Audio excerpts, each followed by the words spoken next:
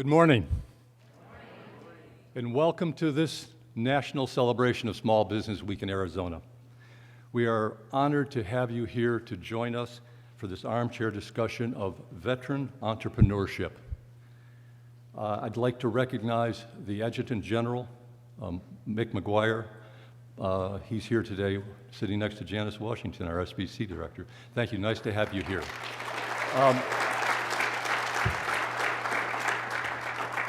With all apologies to baseball and your mother's apple pie, there is nothing more American than National Small Business Week, nothing. And we're here to celebrate that. This country was founded by risk-taking pioneers in search of opportunity. And more than 2 centuries later, America is apart from the world because we still have great entrepreneurs and we still have people who are willing to take a risk. And small business allows people to create their own opportunity, creates the opportunity for them to become a boss. It's one of our core values. Every year since 1963, the President of the United States has issued a proclamation recognizing the critical contributions America's entrepreneurs make. And it's just great that you're all here. Before we begin this morning, let me first introduce Rick Murray for a couple of comments. Rick is the CEO of the Arizona Small Business Association. Welcome, Rick, and thank you. Thank you, everybody. It's what a great celebration. Certainly, the month of May is regarding recognizing small businesses. But Arizona Small Business Association is an organization of small businesses, and without the support of businesses like you, we couldn't do what we're doing. And certainly, the Small Business Administration and helping us be able to take that pathway to success. And so, we're very appreciative of this opportunity. As you all know, this armchair discussion is part of our day-long event celebrating small business as a Small Business Conference. So thank you all for being here. Thank you, Bob. Thanks, Rick. It is now my pleasure to introduce Barbara E. Carson, the Associate Administrator of the Office of Veterans Business Development. Barbara joined the SBA in June of 2013, and her office's goal is to empower veteran entrepreneurship. And they formulate and they try to implement policies that does that, so that they can equip veterans, active duty, National Guard, Reserve, and military spouses with the needs and success to build small businesses. Barbara is currently also a colonel in the U.S. Air Force Reserve, and she has more than 20 years' experience. Prior to joining the SBA, Barbara served in Europe as the Europe Command Headquarters in Stuttgart, Germany, and her husband is an active duty U.S. Air Force pilot. It's kind of an all Air Force day here, General. So, but we're going to recognize some other folks. Barbara, please.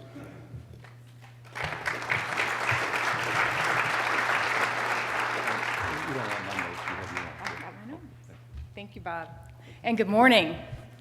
I always like to get a feeling before we start on understanding who are my brothers and sisters in arms that we've got in the family here today. So I'm going to go with the quietest ones first. The Coasties. Do we have any Coast Guard? No. Coasties? No? One? Okay, Navy? Very good.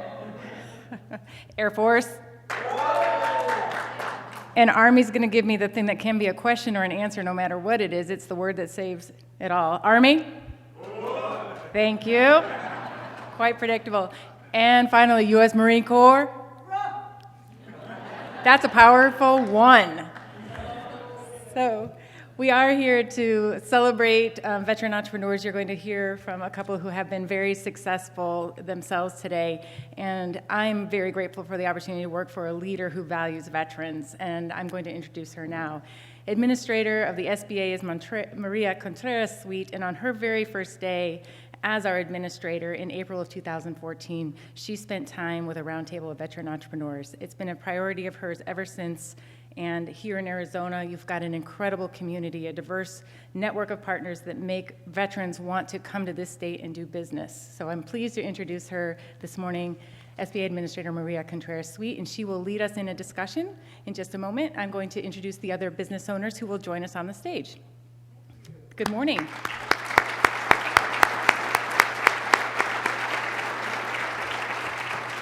Over here. Yes. Be careful. Good morning. Thank you. May I just say a couple of opening remarks? Okay, very good. How's everybody doing? Listen, it could not be National Small Business Week without celebrating our veterans and our men and women in uniform today.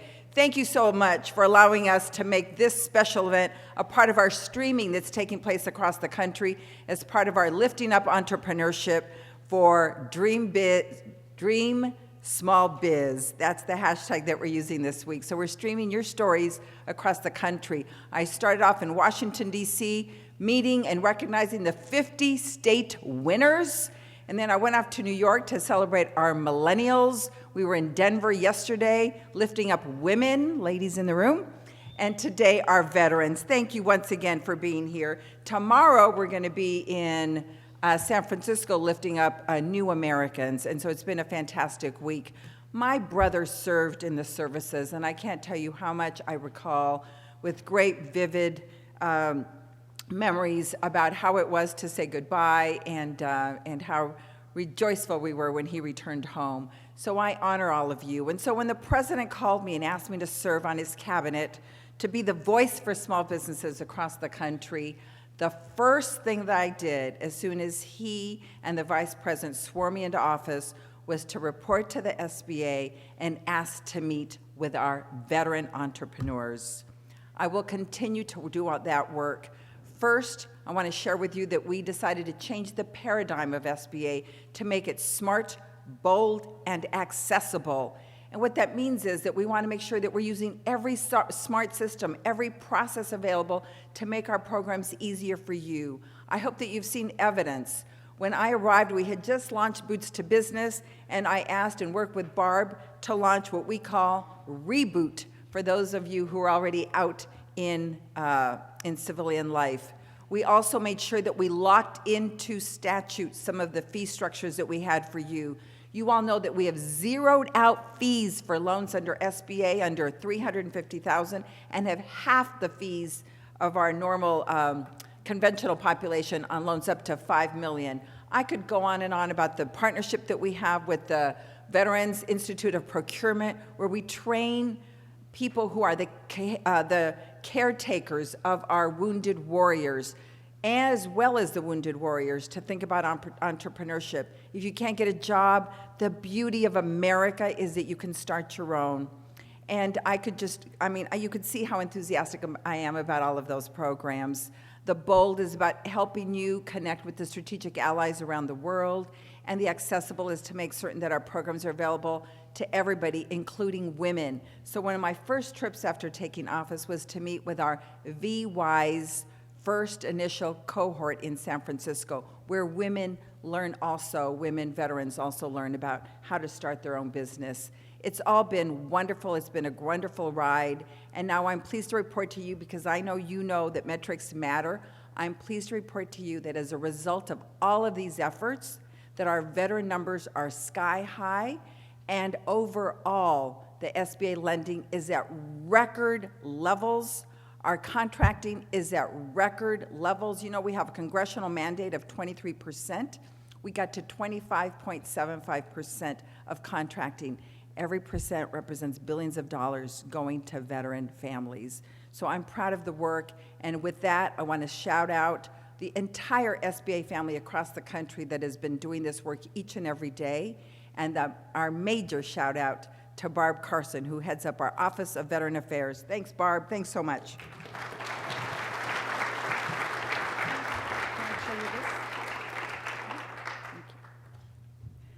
Right, Arizona has some incredible entrepreneurs. We're going to focus on two of them today. The first is Eli Crane.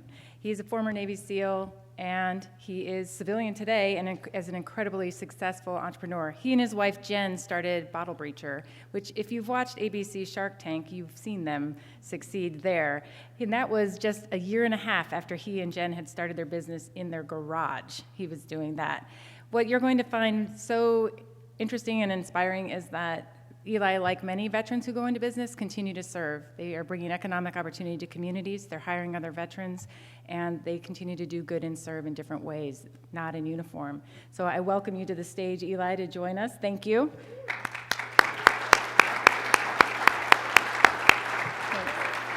Good morning. Sit wherever you're comfortable. And we will also have someone who we just discovered that she and I served together, Nuclear Command and Control, and now she does something quite different, but still quite organized, Angela Cody-Ruchet. It runs Major Mom, an organizing company. I will tell you, she and I can both make order out of chaos, make very hard decisions in just a few minutes, and you'll want to stay on our good side, right? So she has served both on active duty and in the reserve, has a family, and has met the challenge that many of us face on life-work balance and finding your talent, and she's got many of them. She's also expanded her business beyond Arizona and into Colorado and has a number of employees and just incredible growth, so I'm looking forward to hearing her story. Please welcome Angela.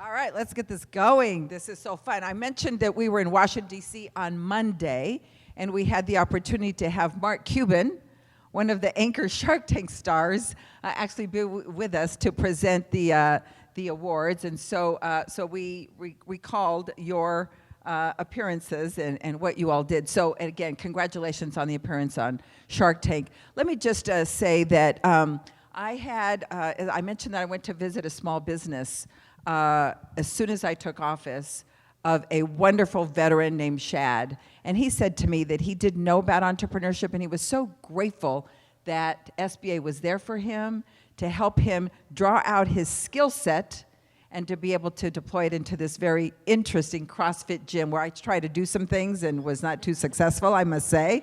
So anyway, so that was that. But let me just say to you then, clearly we understand that in the military you are trained with discipline, with the sense of perseverance, overcoming obstacles. Just tell me your story and how these skill sets have helped you transition into entrepreneurship. Okay, well, I was a major in the Air Force when I had my first child. So when I would get home from duty, my husband would run to the door with baby Liliana and say, "Major Mom is home." And that nickname stuck after my son was born. And as we mentioned, I was a combat missile crew commander, nuclear weapons, very stressful career field being around nukes. As you saw in Shark Tank, I had the keys to the nukes. And I decided that military life and motherhood were no longer compatible for the kind of mom I wanted to be. Had I known when I got out of the military, I resigned after 14 years of service, and my mom still isn't talking to me. She's like, "You seriously? We're so close, Angela. You could have made it all the way." And I'm like, "No, I made a good choice based off of what's here today, not what might be here someday." And so I got out and It's an important lesson. Thank you for that. Yes, very. I think it was God-led, God-centered. You know, he rocked my world a little bit. And I decided to get out, and our real estate business was rocking and rolling. I mean, we were making $20,000, $30,000 a month, which never happened in the military, so we thought we had made it. And then, boom, pow, blew up. My husband came home one day and said, "We haven't actually had any income coming in for about 6 months. Nobody's paying their bills. We can't collect on any of our invoices." So he said, "You're going to need to go back to work. You're going to need to do something." Well, there were no jobs. So I was a major in the Air Force, have an MBA. I had too much going on for me to be hired. People are like, we can't afford you. I'm like, I'll take anything. I actually waited tables at a restaurant for 9 months trying to look for a job when I finally said, I think I'm going to have to start my own business and do something because something's not working here. And so I started Major Mom 8 years ago. And is that great?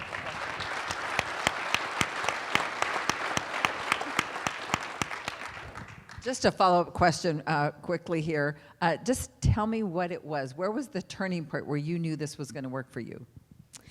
The turning point for me was, waiting tables. I remember I mean, in the business, Major Mom business now. Yes, that's a good point. When you're not making any money for the first couple years in business, 2-3 years. You can make payroll, but you can't pay yourself. That got really old. And my husband was really over it as well. And so he basically said, when do entrepreneurs actually make money? And I thought, I'm not sure. we have an MBA for heaven's sakes. But that turning point for me was when I finally connected to the SBA Emerging Leaders course, and I started getting advice from other business owners and small business advocates saying, you need to know your numbers. You need to know your numbers. And the SBA Emerging Leaders course, our instructor, Mr. Rago, and Craig Jordan, they're like, if you are not profitable as a business, it's a hobby. So if you're a hobbyist, get out of the room. And I'm like, ooh, this is going to be a good program. That's harsh. That's the SBA Emerging Leaders course for you. And the other turning point just before that was the VWISE program, the Veteran Women's Igniting the Spirit of Entrepreneurship. I pitched my business concept. I won a $10,000 grant thanks to the SBA sponsorship of that event. And that was a true turning point. And I could summarize that saying, when somebody besides myself finally believed in my concept and that I could do it, it was like the wind beneath my wings, because none of my family members thought I could do it. They wanted me to go back on the service. They wanted me to get a high-paying career job. Even my husband was like, what is she doing? And my best friend, really, she went away from me too. A lot of people just went away saying, you're so stupid. Why are you going through all this to start a business? You're not making any money. And I'm like, not yet. But we're creating jobs and we're making something happen. And one day it'll be something. And Turning Point SBA programs came in and just were like, here, girl, let's teach you some stuff. Love that story. Thank you for that. Thank you.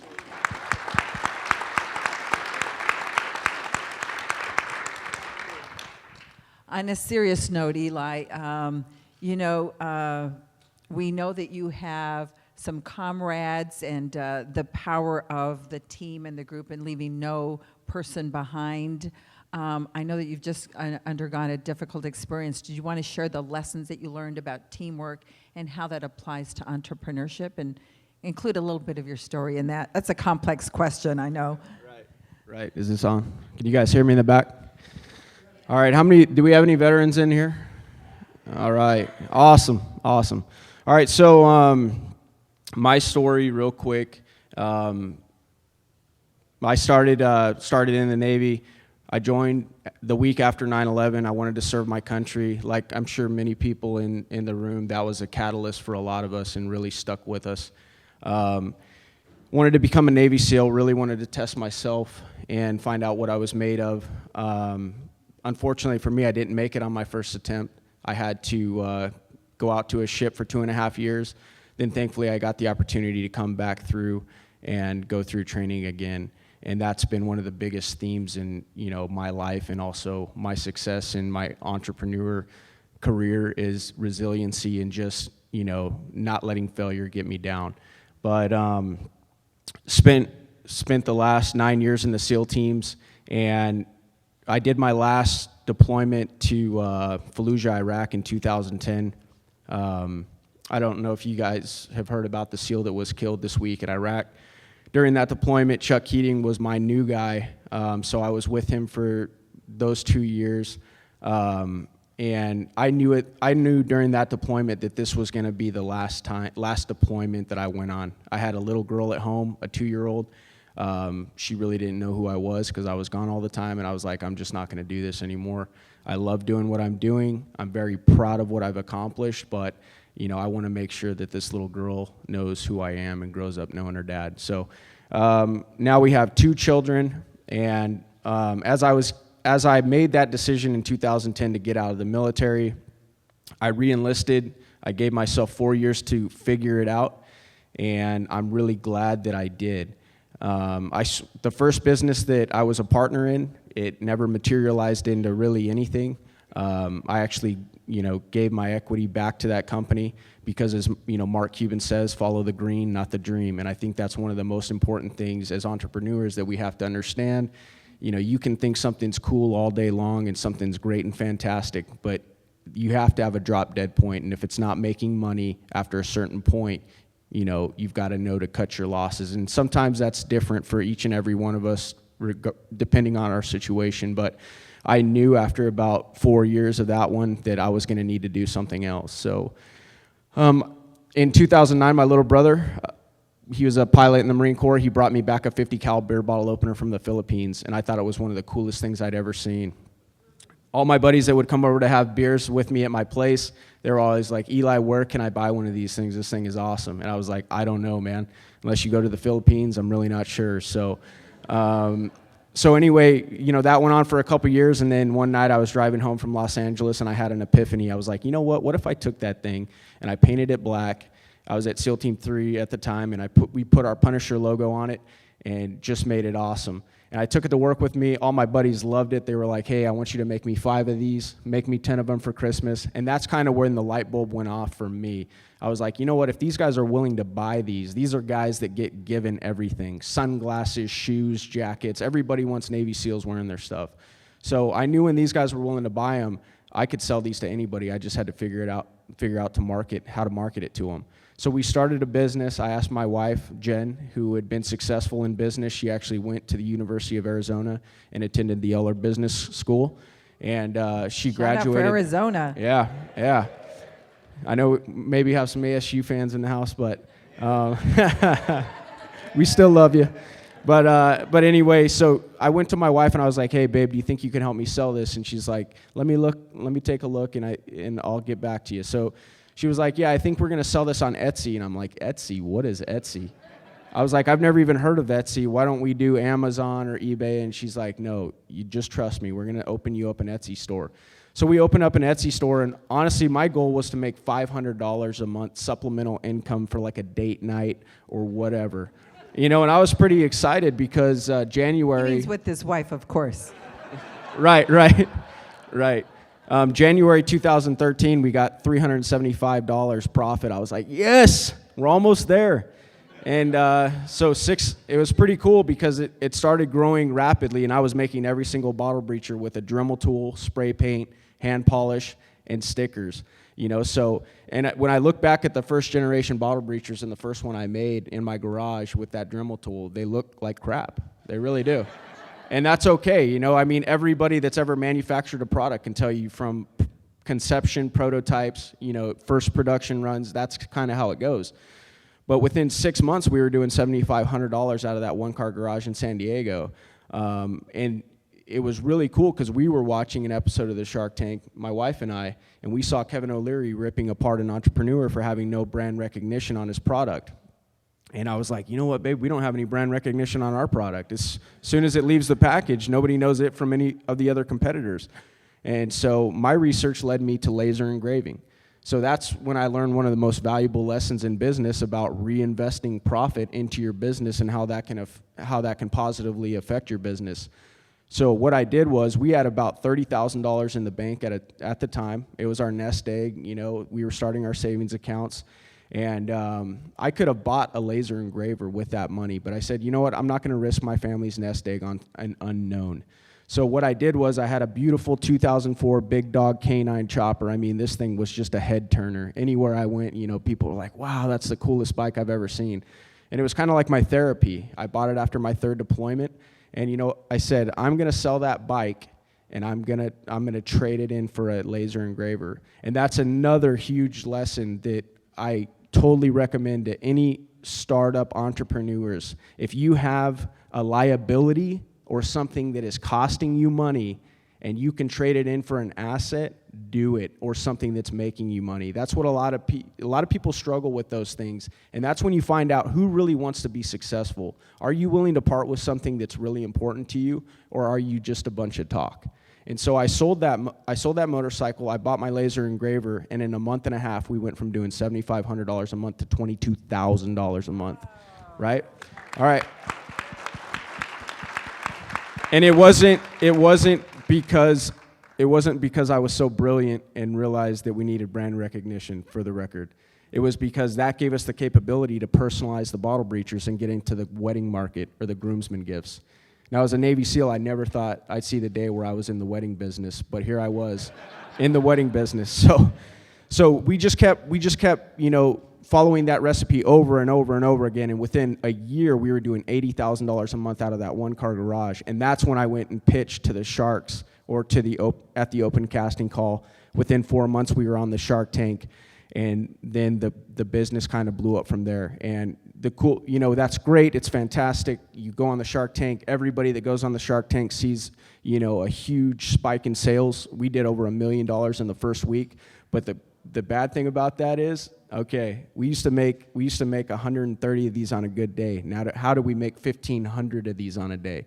Any entrepreneur can tell you that does their own manufacturing. That stuff doesn't happen overnight.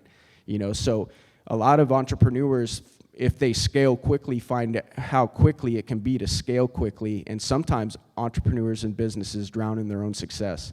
And I'm just very thankful and fortunate that didn't happen to us. I'm thankful that as a team, we figured it out. We thought outside the box, and Bottle Breacher is a thriving company today. So that's kind of our short story. And I know I rambled on a bit, but.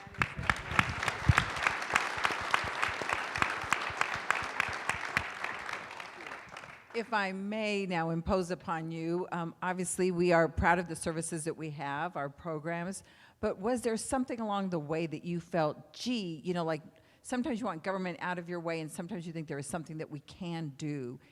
You largely know our programs. Is there something that Barb and I could consider that's sort of missing? Is there?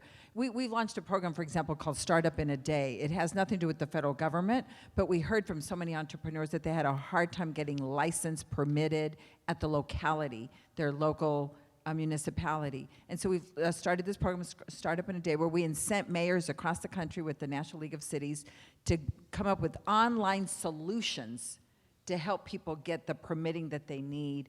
And it's really changed. We're truncating days every day to get it to be easier for businesses to start up. Is there something like that you felt is sort of missing? Or like, was there, some kind of a conflict, sticking point? No, not really. First of all, the reason I'm here is because I think this is a great organization. And I think that this stuff is great, and I applaud you guys for putting this on. I think everybody has their own story, but for some folks, networking at an event like this and meeting the right people is going to open doors that they couldn't open themselves. This is the advice I would give to any entrepreneurs out there. And I'll be more critical of my own organization and my own community than anyone out there. One of the things and my buddies and my teammates, they hit me up all the time. Hey, Eli, I'm thinking of starting this business. What do you think about it? This is what I tell entrepreneurs. Hey, it's great that you were a Navy SEAL or you were an Army Ranger or you were Marine Infantry or whatever it was. But in reality, when you get out into this world, that doesn't mean a hill of beans. It doesn't. People want to have a beer with you. People want to shake your hand and say thanks for your service. But if you think that's gonna, if you think you're gonna coast on that, you're going to get crushed. So what I would say is don't count on anything from anybody. Get out there and work as hard as you did to become that Navy SEAL, that Army Ranger, that Marine Corps infantry guy, the major with the keys to the nukes. If you apply that to business, you will be successful. And everything else that the SBA and help along the way, that's just icing on the cake. But if you don't start with that foundation and that baseline that, hey, we're going to do this regardless of who steps in to help us out or what program can help us out, you're going to have a hard day. It's going to be rough for you. So in reality, I want people to count all of this as icing on the cake. And if an organization like the SBA can come in and help them get financing or help them make a connection, that's fantastic. But I've seen too many people want to coast, not coast, but they want to, hey, I'm a Navy SEAL, give me a job, or I'm a Navy SEAL, give me a loan. Who cares? Get out there and do it. So, yes, thank you. Give it up. But no question, I don't think anybody would disagree with what you just said, but how did you finance the business? I mean, because that is a major obstacle for people across the country. Right. Thankfully for us, we grew organically. Honestly, when we went on the Shark Tank, we didn't need the money. And I know not every business is different, and a lot of businesses, it takes years, like the major was saying, to generate capital. Fortunately for us, that was not the case. We were generating capital right off the bat.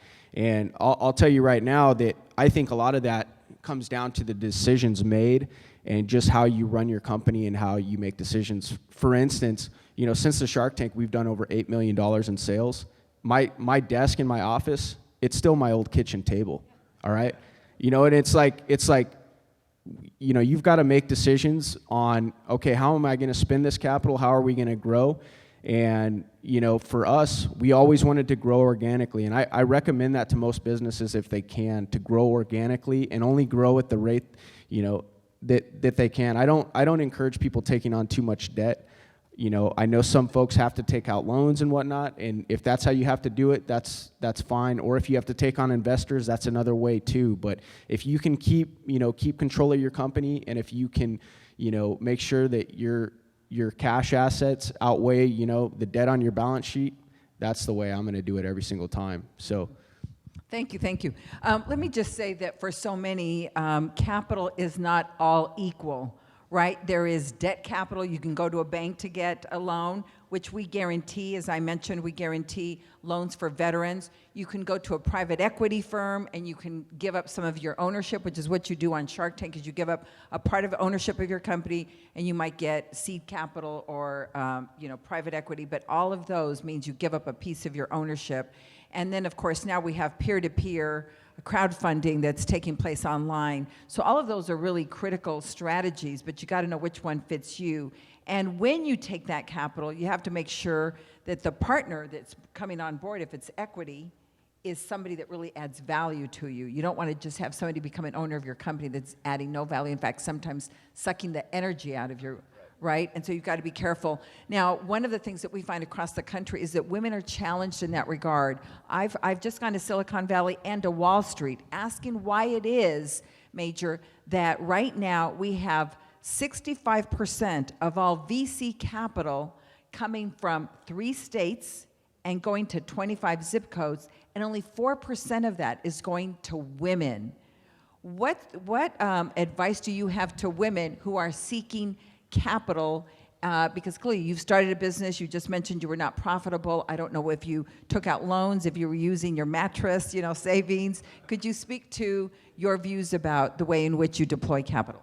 Absolutely. This is a subject that is near and dear to my heart because when our real estate business collapsed and we finally shut it down, we basically, my husband and I went from, you know, being employees in the service and to entrepreneurship and learned a bunch of rough lessons in the first business of we were highly leveraged in real estate, which is usually pretty normal because it's hard to buy, you know, 5 houses at $300,000 a pop. So you do need loans for that typically. And then when people, when that crashed, so did our credit score, right along with all of it. And so I thought, well, this is so fun. I'm so glad I got out of the service to be a mom.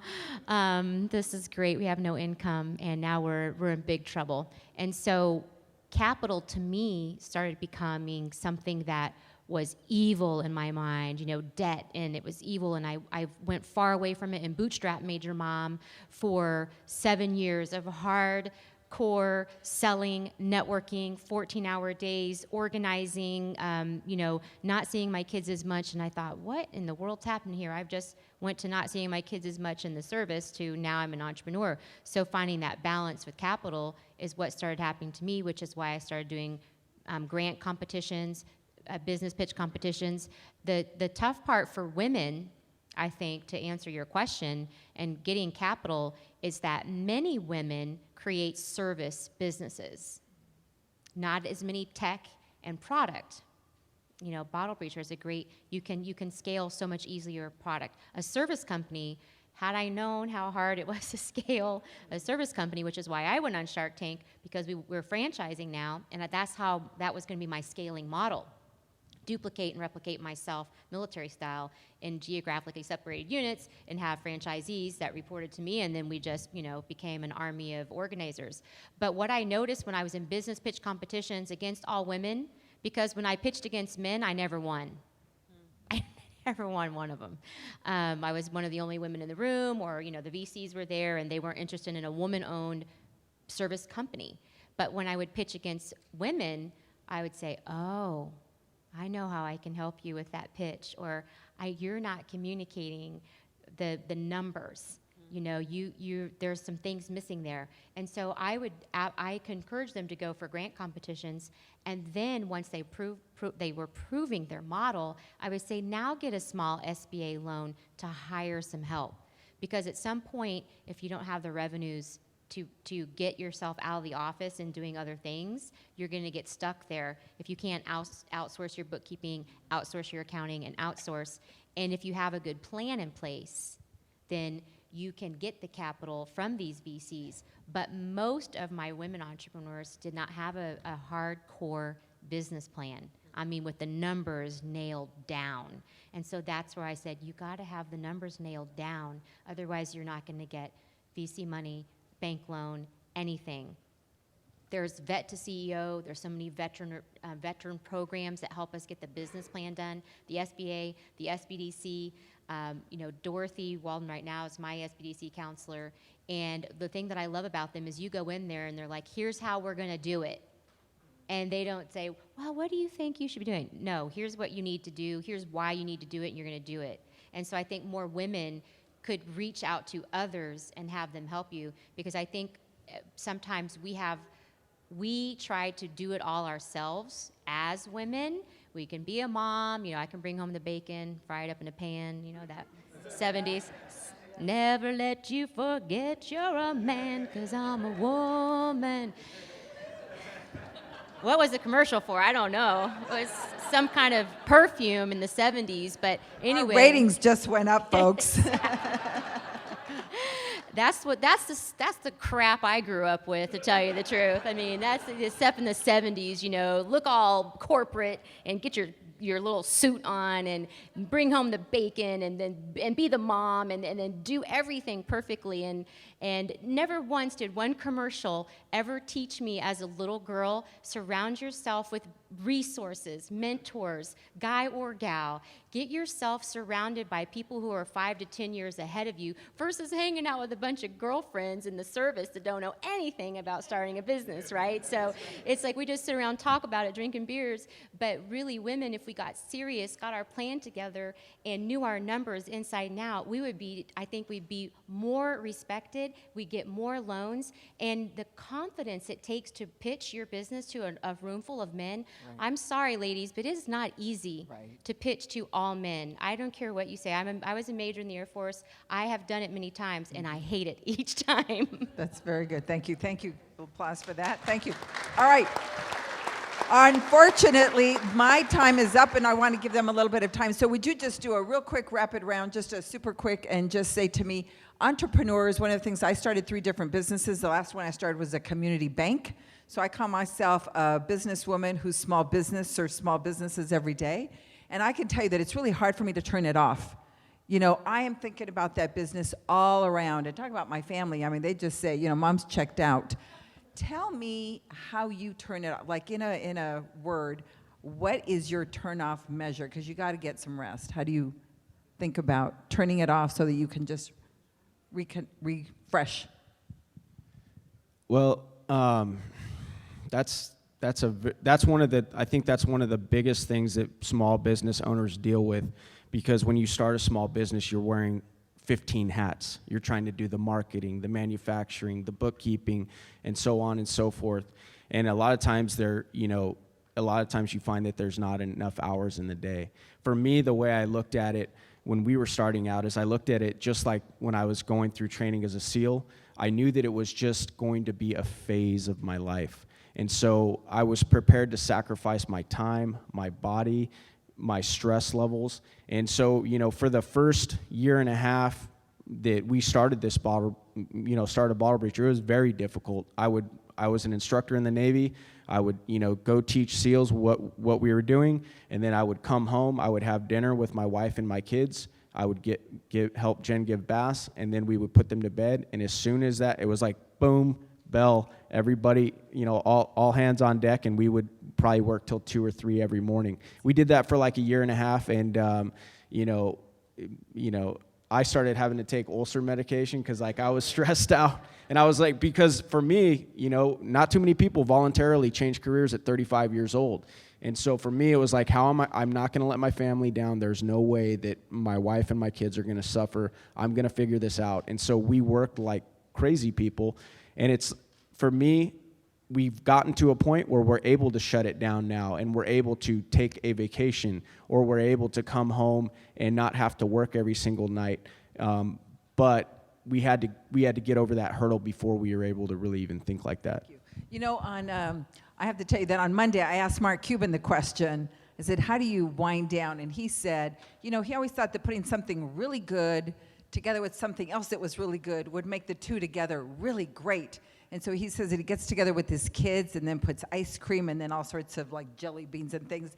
And they all jump into the bed and jump in bed while they're having yogurt, and the wife just loves it. But anyway, so what is your version of just making something really just, you know, how do you turn off so that you can just regenerate?